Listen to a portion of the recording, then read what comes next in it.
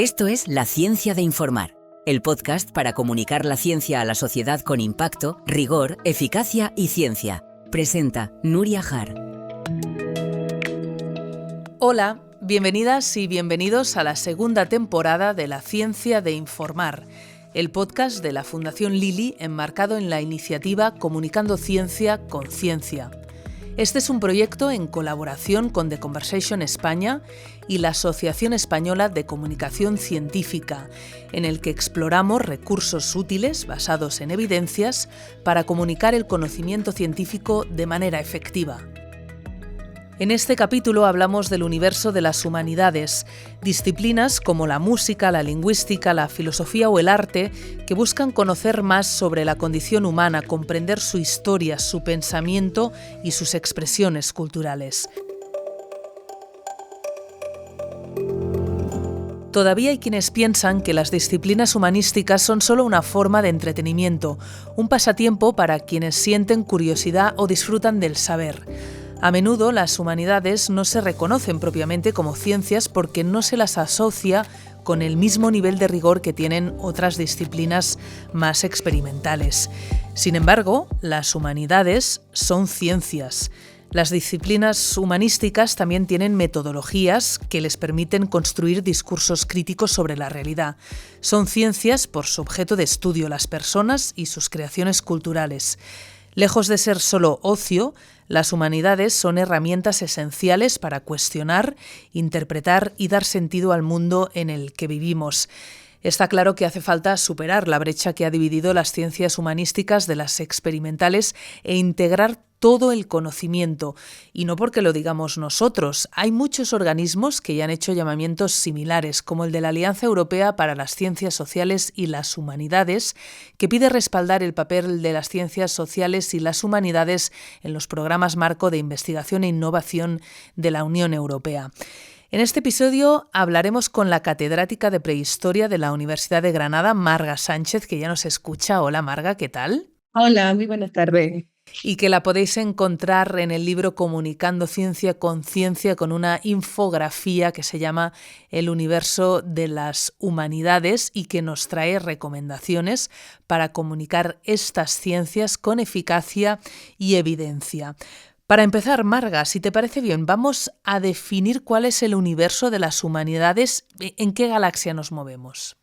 Pues mira, el universo de las humanidades se compone de todas aquellas disciplinas científicas, como tú bien has dicho, que tienen que ver con la historia, la arqueología, la historia del arte, la antropología, la música, todas las disciplinas artísticas, todo eso tiene que ver con las humanidades. Esas son. En el libro Comunicando Ciencia con Ciencia señalas que en el ámbito de las humanidades no solo es importante transmitir el conocimiento que se genera, sino también combatir ciertos prejuicios que han arraigado en el imaginario colectivo. Esos prejuicios a menudo impiden ver la relevancia de las humanidades. ¿Qué prejuicios dirías tú que existen y, sobre todo, cómo podéis desmontarlos los científicos de estas áreas? Pues mira, la cuestión es que con nuestra investigación lo que nosotros generamos son discursos sobre la realidad, sobre la del pasado y sobre la del presente. Y con esos discursos muchas veces desde el presente se quieren justificar determinadas cuestiones. Por ejemplo, si hablamos de la desigualdad de género, pues nos remitimos a la prehistoria para decir, bueno, es que la desigualdad ha existido desde siempre. Entonces, porque es casi innata, ¿no? a quiénes somos, la desigualdad de género o las desigualdades sociales. Entonces, si nos vamos siempre a la prehistoria o al pasado a intentar refrendar nuestras ideas del presente, estamos generando y estamos fabricando muchos prejuicios sobre quiénes somos y sobre quiénes hemos sido, ¿no? Entonces, este tipo de cosas que muchas veces se hace sin poco conocimiento científico, pues son las cosas que tenemos que aprender y empezar a desmontar. Hablabas de discursos del pasado, ¿no? De quiénes somos, quiénes habíamos sido, y precisamente tu ámbito de investigación es la prehistoria, una disciplina que además tiene un fuerte componente teórico. ¿Podrías darnos ejemplos de cómo conectas tus investigaciones sobre prehistorias con temas actuales que puedan interesar al público general? Pues mira, yo es que además entiendo la investigación sobre las sociedades prehistóricas desde una perspectiva contemporánea. Es decir, a mí me interesan esas poblaciones porque me interesa lo que nos pasa en la actualidad, desde muy diversos y distintos aspectos, desde temas más generales, como conocer cómo se gestiona el conflicto en sociedades en el pasado, pues cómo resuelven sus conflictos, que el conflicto es inherente a la especie humana, ¿no? Si se resuelve de forma violenta, si se resuelve de forma pacífica, y cómo en muchas ocasiones se recurre al pasado para identificar ¿no? Pues el uso de la violencia como algo permitible en el presente, ¿no? Porque siempre hemos sido violentos por naturaleza, o no dejamos opciones a entender que hay otras formas de resolver conflictos distintas a las que ponemos encima de la mesa normalmente, ¿no? Y me pasa también que es mi especialidad, sobre todo con el tema de la desigualdad entre mujeres y hombres. Muchas de las prejuicios, de ideas preconcebidas que tenemos en la actualidad sobre qué papel jugamos las mujeres, cómo podemos estar en el mundo, se refieren en muchas ocasiones al pasado, ¿no? Esto es que desde la prehistoria las mujeres han tenido menos capacidad para realizar determinadas acciones o no han tenido relación con determinadas tecnologías. Y eso es un discurso que se fabrica a finales del siglo XIX y que se ha mantenido durante buena parte del siglo XX, ¿no? Entonces, y además cuando hablamos, yo siempre digo que en la prehistoria estaba todo inventado, y creo que es verdad, ¿no? Porque la historia lo que ha hecho es el otro periodo histórico, ¿no? Llamamos prehistoria a ese periodo antes de la escritura, pues lo que ha hecho la historia en muchas ocasiones es refinar, avanzar, cambiar, transformar, pero trabajar sobre lo básico en la prehistoria. Ya había muchas tecnologías que luego han seguido utilizándose y hay muchas conductas sociales que ya están ahí, ¿no? Por tanto, estudiar esas poblaciones nos sirve de referencia y de información básica para gestionar nuestro presente. Queda clarísimo esa vinculación, ¿no?, del pasado con nuestro presente y temas actuales, y la verdad es que lo que ahora explicabas me parece interesantísimo. Lo que pasa que también es verdad que hay muchas veces que se percibe las humanidades como accesorias, que solo sirven para saciar la curiosidad o el placer de saber. ¿Cómo combatimos esta visión desde la comunicación científica? ¿Cómo se puede transmitir la capacidad que tienen las ciencias sociales para abordar grandes desafíos de la sociedad? Pues mira, yo creo que en la explicación de esa visión, de esa mirada que se tiene sobre las humanidades, está en la base de explicar por qué deberíamos hacer mucha divulgación en humanidades. Porque las humanidades somos las disciplinas científicas que somos capaces de hacer discursos críticos sobre la realidad. Y eso pues a veces nos gusta porque es mejor pues tirar de estereotipos o tirar de alguna narración histórica que se hizo en el 18 o en el 19 para justificar el presente. Entonces toda esa idea de las humanidades no sirven para nada o para qué va a estudiar historia están envueltas en ese halo de que mientras menos formada esté la ciudadanía, mientras menos capacidad tengan la ciudadanía de informarse mediante investigación histórica rigurosa, mientras menos capacidades tengan, más capacidad van a tener otros de que sus discursos como que permeen, ¿no? Y por tanto yo creo que debemos hacer divulgación histórica, divulgación científica desde las humanidades, porque es la forma que tenemos de asegurar que la gente sea consciente de que no puede creer cualquier cosa que escuche, que tiene que acudir a fuentes fiables. Y yo creo que para la humanidad ha sido siempre un reto, no siempre se ha hecho buena divulgación en humanidades, pero desde luego tenemos que con esos datos científicos que somos capaces de extraer, porque como tú bien has dicho al principio, tenemos nuestra propia metodología científica, pero es una metodología científica que produce conocimiento y es rigurosa, pues explicar a la gente ya no solo el resultado de lo que hacemos, sino también el proceso por el que obtenemos el conocimiento. Si tú le explicas a la gente que yo no estoy inventando nada sobre las sociedades del pasado, sino que tengo un método científico, he hecho unas pruebas, una analítica, me he ido a un museo, me he ido a un archivo, tengo un método científico detrás y mis conclusiones son estas, e incluso las pone a discusión con otros colegas y otras colegas, pues creo que la gente entenderá que lo que hacemos no es inventar un cuento o una narración sobre el pasado, sino generar un conocimiento que les sirve, ¿no?, en su cotidianidad. Estás escuchando La Ciencia de Informar, un podcast de la Fundación Lili, enmarcado en la iniciativa Comunicando Ciencia con Ciencia. Y decías, ¿no?, que igual esto no se ha entendido siempre porque quizá haya gente que no le acabe de interesar que esto sea así. No sé tú qué explicación encuentras, ¿no?, que a veces las humanidades no hayan logrado comunicar de manera efectiva el cómo y el porqué de sus descubrimientos a la sociedad.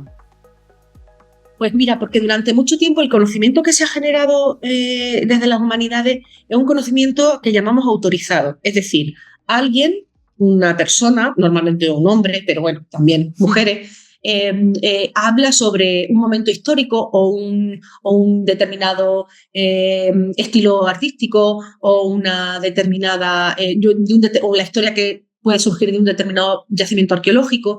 Y se ha entendido que no teníamos que explicar a la gente ese conocimiento, sino simplemente que era una cosa que la gente tenía que creer porque era conocimiento autorizado, ¿no?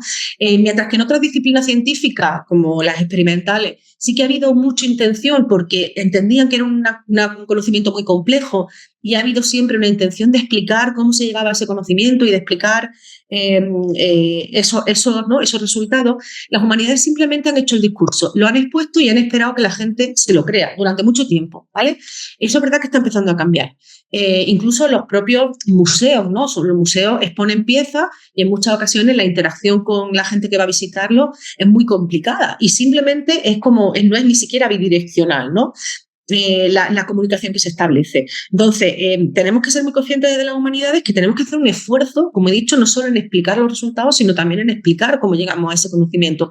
Y que la gente, mientras más la formemos, más capacidad crítica va a tener y más diálogo vamos a poder establecer y más se va a dar cuenta de la importancia de la humanidad. Es como todo un círculo que hay que cerrar, ¿no? De alguna manera. Sí, ahora hablabas, ¿no?, sobre las humanidades y lo comparabas con, pues, ciencias igual más duras, ¿no? Quería preguntarte, porque esto también es igual una diferencia, ¿no?, de las humanidades con ciencias más experimentales, y lo mencionas en tu infografía del libro Comunicando Ciencia con Ciencia. Allí dices, todos sabemos algo sobre humanidades, ¿no? Y no sé si piensas que alguien se atrevería a cuestionar o a decir lo mismo de un científico experimental. Sí, a ver, en este país todo el mundo tiene un entrenador de fútbol dentro y durante la COVID todo el mundo tenía un epidemiólogo, ¿eh? O sea, Sí, sí. que sí que es verdad que las opiniones son, bueno, pues son como son, ¿no? Pero es verdad que en todo lo que tiene que ver con la historia y todo lo que tiene que ver con ese discurso histórico, ahí hay mucha gente que entiende que es aficionada a la historia, pero no es científica. Y la afición a la historia está muy bien y está muy bien leer historia, pero eso no puede, digamos, no puede llevar a que mi discurso o mi narración sea comparable. Es decir, todo el mundo sabe de historia, todo el mundo se ha leído, ¿no?, una novela histórica y ha entendido que esa es la realidad de la historia, no que es ficción. Entonces, es verdad que eso es difícil de combatir y yo me lo encuentro en mi cotidianidad muchas veces, ¿no? Tú cuentas alguna cosa y te dicen, no, pero es que esto no fue así, porque esto, bueno, ¿dónde están las pruebas científicas? ¿No? ¿Dónde lo has leído? ¿Qué artículo científico lo has leído? ¿En qué libro lo has leído? Entonces, bueno, entiendo que eso también, o sea, creo que esto hasta el interés por la historia o por cualquiera de las humanidades puede tener hasta una ventaja, es decir, que tenemos que ganarnos a esta gente que es aficionada a la historia y que pretende y que quiere saber de historia para llevarla a un terreno pues más de escucha y también de participación, pero sobre todo de entender cómo se produce el discurso histórico. Y ese interés por la historia o por cualquier otra de las disciplinas de las humanidades, ¿no?, ¿cómo puede contribuir al desarrollo de un pensamiento crítico sobre lo que somos como sociedad? Pues sobre todo porque, mira, la historia, la arqueología, la historia del arte, la antropología, la antropología cultural, lo que nos pone delante es la variabilidad humana, la variabilidad del comportamiento humano. Y eso es fundamental, entender la variabilidad del comportamiento humano, que no hay una única forma de solucionar los problemas, sino que hay muchas formas de enfrentarse a las dificultades. Eso es muy importante para la sociedad en la que vivimos, en la que parece que las soluciones siempre son violencia, de violencia física o de violencia estructural, ¿no? Tenemos que entender que las poblaciones humanas han sido durante la mayor parte de su existencia, durante todo el Paleolítico, o sea, durante miles de años, han sido sociedades muy igualitarias. Y que, por ejemplo, la desigualdad es simplemente una opción histórica y una opción social, pero no es la única opción que podríamos haber tomado, ¿no? Que la desigualdad no es obligatoria para el progreso de las sociedades. Y eso solo lo podemos ver si estudiamos lo que ha pasado en otros momentos históricos, ¿no? Y vemos que las soluciones que se han aportado a nuestros grandes y a pequeños problemas pues han sido muy diversas. Igual eso nos da perspectiva, esto que estás contando, y es una manera de combatir y contrarrestar los discursos del odio, la desinformación. ¿Cuál puede ser el papel de las ciencias sociales en retos tan grandes, ¿no?, que tenemos hoy en día en la sociedad? A mí eso me parece clave, porque mira, decía un catedrático de filosofía que yo le tengo mucha admiración, murió hace ya unos años, Vicent Martínez, de la Jaume I de Castellón, que la ciencia era la forma pacífica de resolver el dolor humano, ¿no? el sufrimiento humano. Y a mí me parece que es fundamental porque, mira, es verdad que hay ciencias como la salud, de ciencias de la salud que te curan el cuerpo, te curan, ¿no?, te hacen o te minoran el sufrimiento, o ciencias que tienen que ver con las tecnologías que te hacen que seamos capaces de comunicarnos a cientos o miles de kilómetros como si estuvieras sentado al lado. Pues las humanidades también juegan ahí un papel importante, porque si somos capaces de entender cómo se producen los procesos culturales, los procesos creativos de los seres humanos, de las personas que tenemos alrededor, sean muy distintas o muy parecidas a nosotras, si somos capaces de entender cómo se produce esa cultura, esa identidad, es muy difícil que seamos capaces de hacer luego discursos de odio, porque los discursos de odio vienen de la ignorancia, no del conocimiento.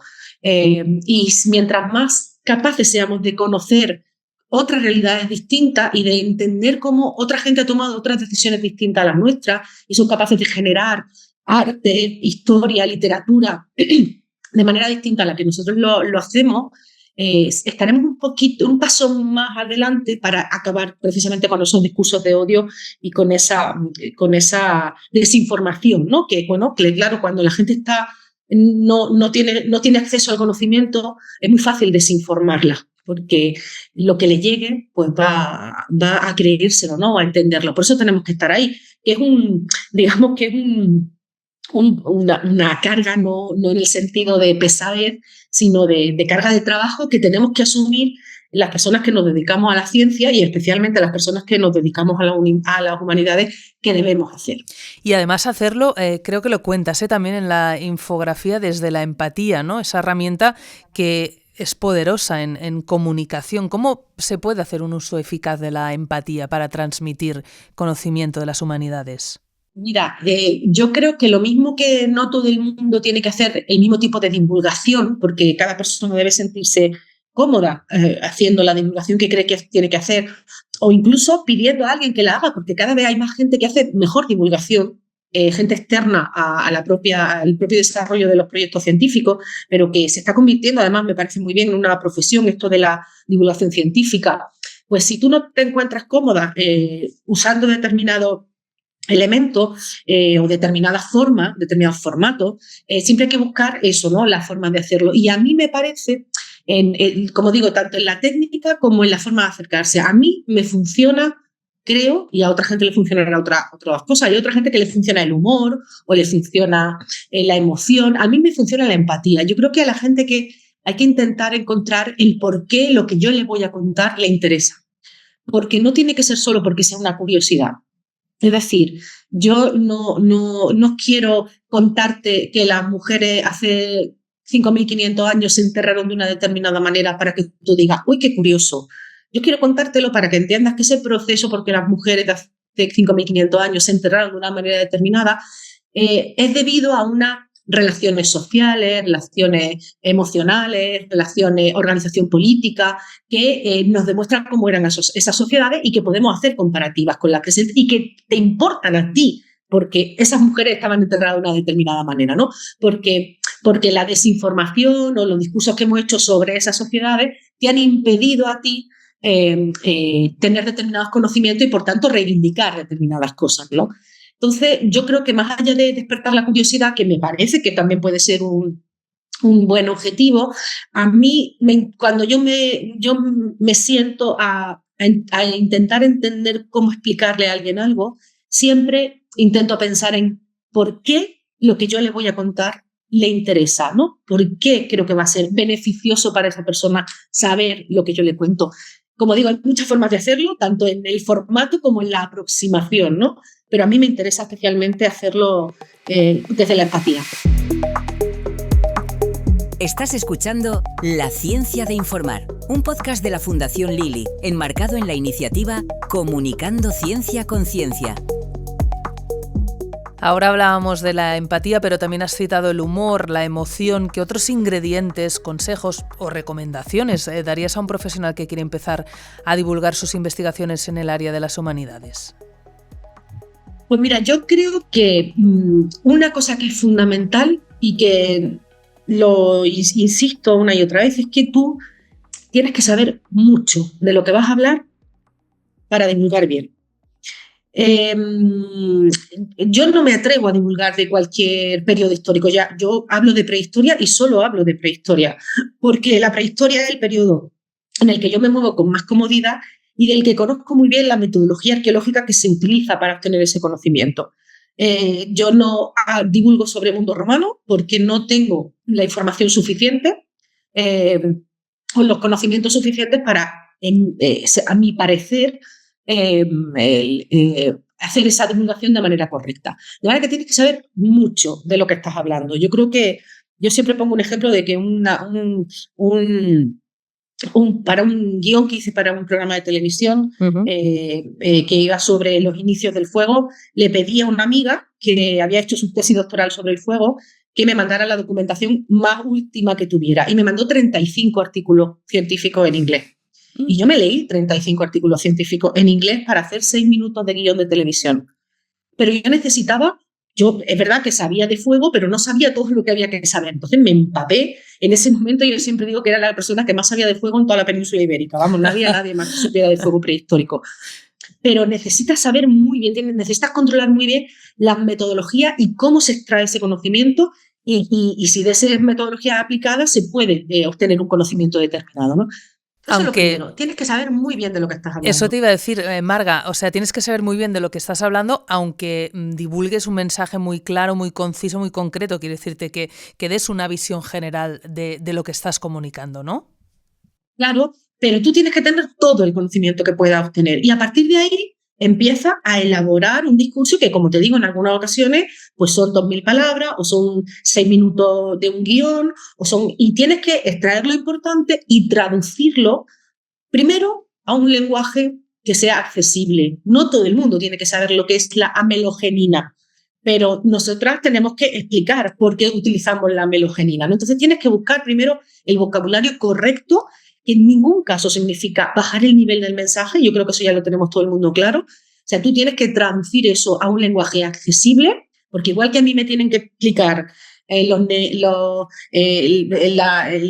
temas de las galaxias y los neutrones y los neutrinos y todas estas cosas, a mí me las tienen que explicar porque no sé de ello. Yo entiendo que yo también tengo que explicar los conceptos que utilizo. Y desde luego eso después...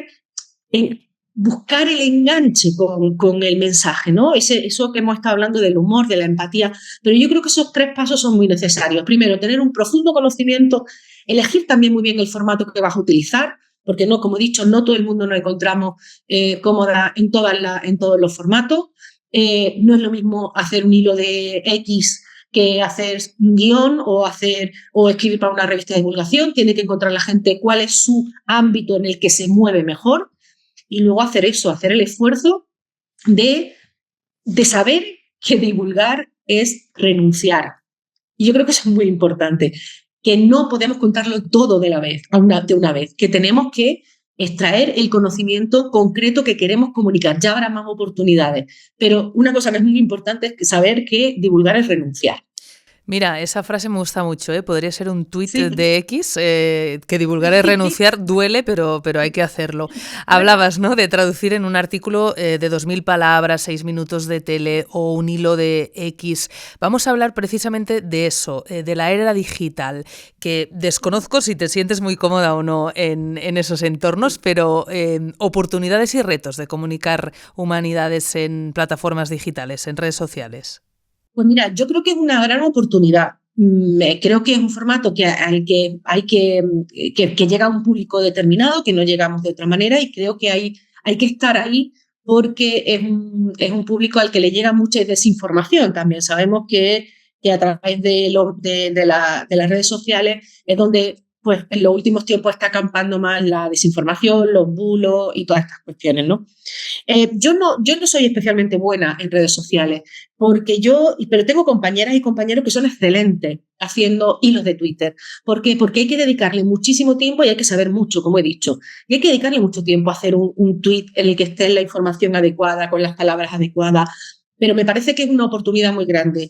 Yo me siento más cómoda en otros formatos. A lo mejor yo me siento más cómoda pues contando una historia, ¿no? Y yo tengo todas las redes sociales que se puedan tener, pero no las utilizo para divulgar o solo las utilizo cuando desde el grupo de investigación, por ejemplo, pues publicamos un artículo científico y los quiero poner en conocimiento y desgrano un poco de qué va el artículo. Y a lo mejor para hacer eso estoy una tarde entera para hacer 6 tweets, ¿no? Dentro de un hilo.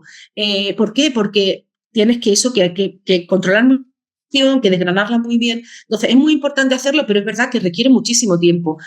Cuando además yo me siento más cómoda porque yo no funciono bien en redes sociales, a mí alguien me dice algo y yo me bloqueo, no sé contestar, yo creo que es una oportunidad, porque además son carreteras secundarias también, ¿no? Es decir, muchas veces el mainstream, la corriente, no te deja entrar ahí con determinados discursos y por tanto yo creo que hay que hacer el esfuerzo también, pues no solo a través de una red social determinada, sino a través pues, de las propias plataformas como de YouTube o plataformas o páginas web dedicadas a determinados asuntos, ¿no? Yo creo que hay muchas oportunidades ahí, pero también hay que saber utilizarlas, que también hay que hacer un aprendizaje en ese sentido, ¿no? Muy bien, pues Marga, para terminar, preguntamos por un momento eureka en el que, bueno, nos gustaría que compartieses un momento o alguna idea clave que te ha permitido transformar un tema científico complejo como los que tratas en tu área de estudio en un mensaje, lo que decíamos, claro, atractivo, comprensible. Antes nos hablabas del fuego, ¿no? Pero no sé si nos puedes compartir algún momento eureka.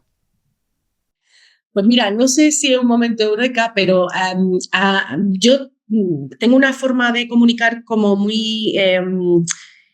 utilizo la empatía, pero sobre todo utilizo la comunicación directa. Yo intento hablarle a las personas directamente, ¿no? Y para hablar a las personas directamente de la importancia que tiene lo que estás contando, tienes que ponerte tú muchas veces ahí. Eso no siempre es aconsejable o no siempre a todo el mundo le funciona o no todo el mundo quiere. Pero es verdad que yo, por ejemplo, muchas veces hablo de mi propia experiencia, de mi propia realidad, para comunicar cosas, ¿no? Te voy a poner un ejemplo muy así, ¿no? Que es que mi propia experiencia cuando yo tuve a mi hijo y pasé por el tema de la lactancia y el destete, me encontré muchas opiniones distintas sobre si era bueno, si era malo, si hasta qué edad, si hasta qué meses, no, y todo el mundo me decía, esto era como antes, no como en la prehistoria, y esto era como, y yo dije, espérate, voy a ver realmente cómo era la lactancia y el destete en la prehistoria para ver si es tan biológico como la gente me está queriendo decir o hay mucha carga cultural y social, ¿no? Y te das cuenta de que tanto en la prehistoria como en la actualidad los temas de la lactancia y el destete, que son súper discutidos, en la prehistoria eran tan sociales y tan políticos y tan culturales como son en la actualidad.